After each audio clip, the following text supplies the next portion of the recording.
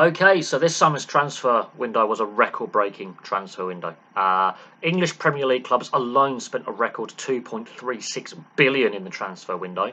The previous record was 1.92 billion last year. 48% of spending across the big five leagues was English spending. Bearing in mind, we're not even including the Portuguese, the Dutch league, the Swiss league, where there's a fair bit of money as well. That is ridiculous. Absolutely ridiculous. The Saudi league transfer window doesn't shut until the end of the month, so there are still deals to be done, which is ridiculous. £550 million came in from overseas clubs buying players from Premier League clubs. 13 transfers totalled over 50 million each, with spending from the Premier League. And spending is up across the big five leagues, excluding Spain. Spain's spending has gone down, which is finally understandable considering the debts that a lot of Spanish clubs have, not just Real Madrid and Barcelona. Valencia's got problems, Sevilla's got problems, Real Betis are always financially constrained if you follow. Bilbao, obviously with their Cantara policy and their spending is quite limited anyway. There's a lot of debt in Spanish football.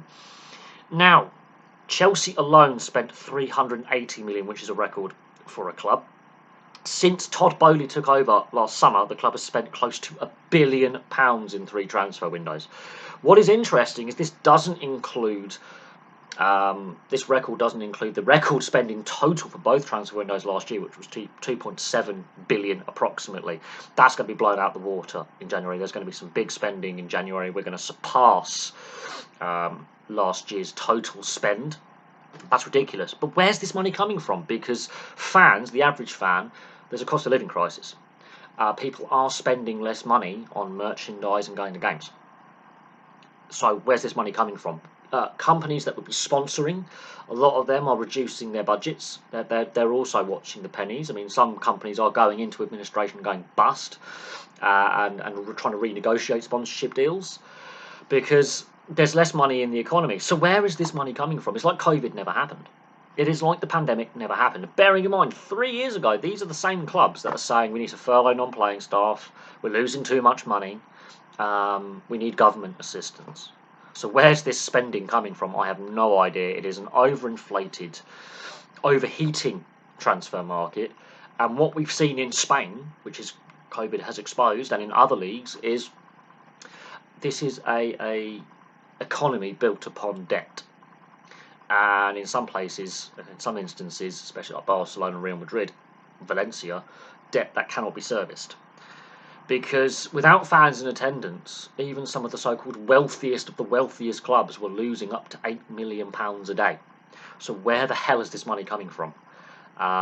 This business model cannot be sustainable. Even with the Saudi money now coming into the transfer market, this spending cannot be sustainable, surely.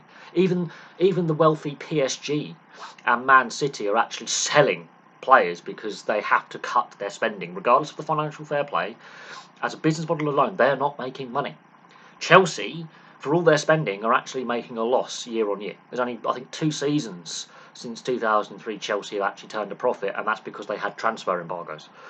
So clearly the TV deal package that we have in place, the media rights package, obviously makes a huge chunk of the income, but fans in attendance is clearly not enough to sustain this spending. So where is this money coming from?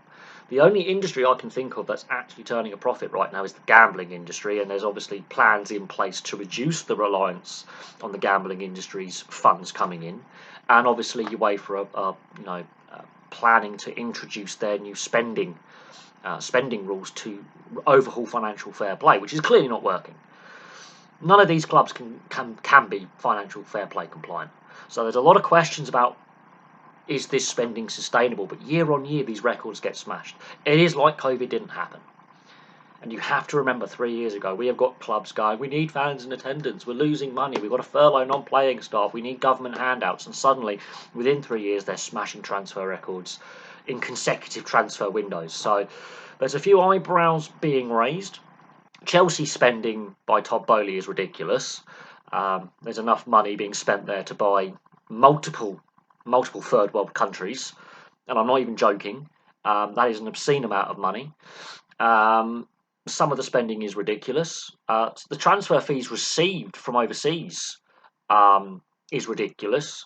You can buy multiple countries with that on their GDP. Like, you've got Liberia's deficit in a transfer. Like, this is where this spending cannot be sustainable. To quote Lockstock, you've got Liberia's deficit in your pocket with Phil the Greek. I had to get that in there. But jokes aside, where is this money coming from? Because these clubs were trying to set up the European Super League to cover their debts 2 years ago. These are the same clubs that were saying we have to furlough non-playing staff, we can't afford to pay them. So how can they justify spending close to £2.5 billion in 8 weeks? I have no idea. But there we go, record-breaking transfer window yet again. But I'm raising some eyebrows here. I'm raising my eyebrow here because I'm trying to figure out how they can justify this spend, because that is a false economy, however you look at it. And I'm not an economic expert, but when you've got clubs reporting debts in the hundreds of millions, if not billions of pounds and euros across Europe, so this is not just an English thing, how are they able to spend more than they've got coming in revenue? Because the TV deal doesn't even equate to half of that. The TV deal is less than half of that. Fans and attendance does not make up that much money. The sponsorship deals do not make up that much money. So they're clearly spending more than they've got coming in revenue, surely. Because this makes no sense. But it's a record-breaking transfer window. You know, the fact that Chelsea alone, in the last year, have spent about a fifth of all transfer spending is Chelsea. That is ridiculous. And even with the Saudi money now suddenly flooding the transfer market, I don't think that's enough to plug the gaps financially that are clearly going to be there, because all we need is another economic shutdown or another economic crisis, and this will be exposed even more. So there's a reason why football has got a lot of problems. They're spending money they don't have. And this is all debt. This is all like in instalment payments. So look what happened with Barcelona and Real Madrid. Bordeaux are still owed money from a transfer pre-COVID that Barcelona have not paid them, led to them going into administration. So there are major problems here. But that's my view on things. It's just ridiculous amounts of money considering the rest of the world, the normal people. We're struggling to make ends meet. We can't pay bills.